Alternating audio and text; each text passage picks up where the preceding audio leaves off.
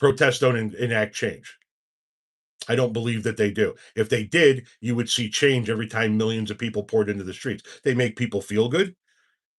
They make people feel like they're part of something. They let people know that they're not alone. They let people know that there are millions of people that think like them. But why the fuck do I got to organize your protest? You can't do it.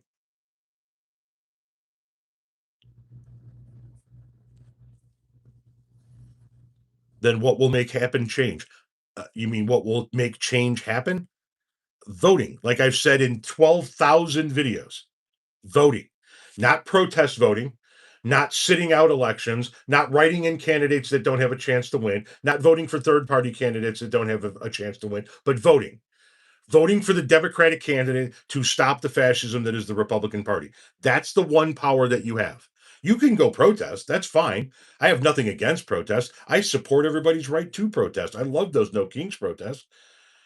I see a lot of camaraderie and community there, but it's not going to result in change. It doesn't matter if 50 million of you pour into the fucking streets. He doesn't give a shit, nor do the Republicans. They don't fucking care. Voting is the only thing that matters to them. Do they have your vote? Or can they convince you to write in somebody else or stay home because this Democratic candidate doesn't align with you 100%? That's what should be done.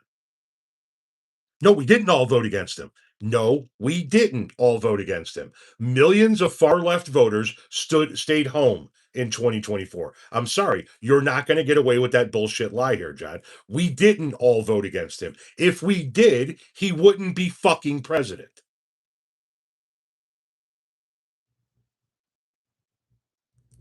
Millions of people stayed home.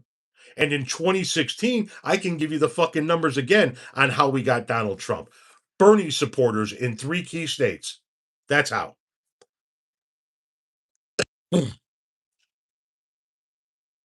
You want me to do something? I want you to vote for the actual Democratic nominee.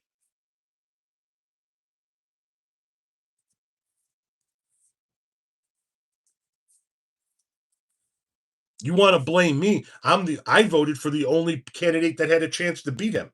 Not the Libertarian, not the Green Party, not the Independent, the Democrat.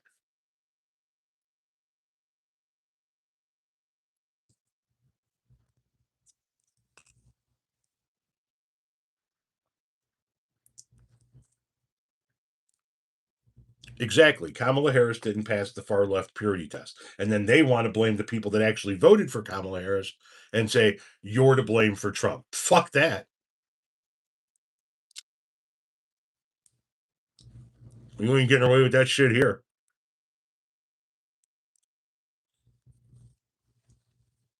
No one passes purity tests. Nobody.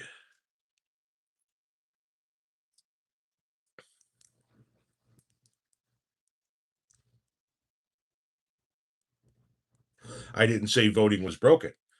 Voting is the only power that we have.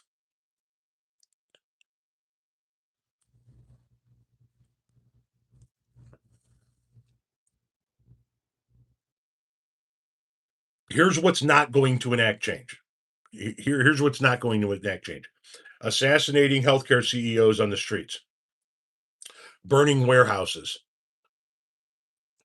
Let's jump over to the MAGA side, shooting up FBI offices. None of this shit is going to enact change. None of it. Burning down or abortion clinics or shooting abortion doctors. None of those things will ever enact change.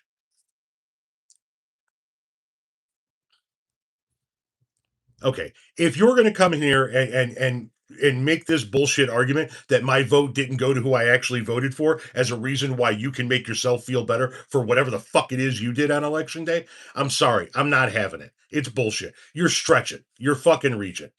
You know exactly why we have Donald Trump because far left voters wanted Kamala Harris to pass a purity test. Here, we'll fucking pull the numbers up again from 2016. I've pulled them up a million times. I'll pull them up for you again. It's great for fucking content. I'll be able to cut this fucking video up and do this again.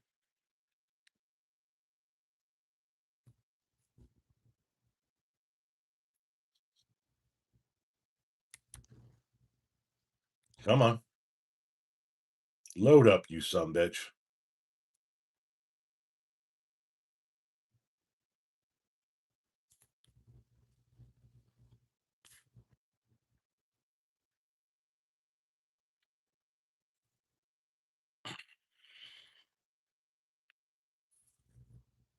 All right.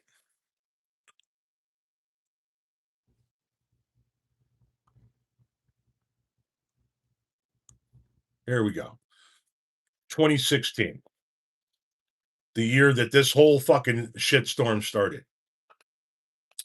Listen very carefully to these numbers. The numbers I'm going to give you are the people that actually voted for Bernie Sanders in the primary, physically voted for Bernie Sanders, and instead of voting for Hillary in the general, or instead of even writing Bernie Sanders in, physically switched their vote to Donald Trump. Voted for Bernie in the primary, Trump in the general. In Wisconsin, that number was 51,000. Hillary Clinton lost Wisconsin by 22,000 votes. In Michigan, that number was 49,000. She lost Michigan by 10,000 votes. And in Pennsylvania, that number was 116,000. She lost Pennsylvania by 44,000. That means if just half of the people, just half of the people that voted for Bernie in the primary but then voted for Trump in the general, had voted for the Democratic nominee, Hillary Clinton, we never have a Trump presidency. Ever. It doesn't happen. It's a rumor. We don't get a 6-3 conservative Supreme Court. Roe doesn't fall. We don't get the tariff wars. We might have actual competent leadership during a COVID pandemic. We never, and you probably don't ever have a Joe Biden presidency because Hillary runs for reelection in 2020. If half of the people in Wisconsin, Michigan, and Pennsylvania that voted for Bernie Sanders in the primary and got so pissed off that he didn't win that they changed their vote to Trump in the general, if half of them voted for Hillary, none of this happens. None of it.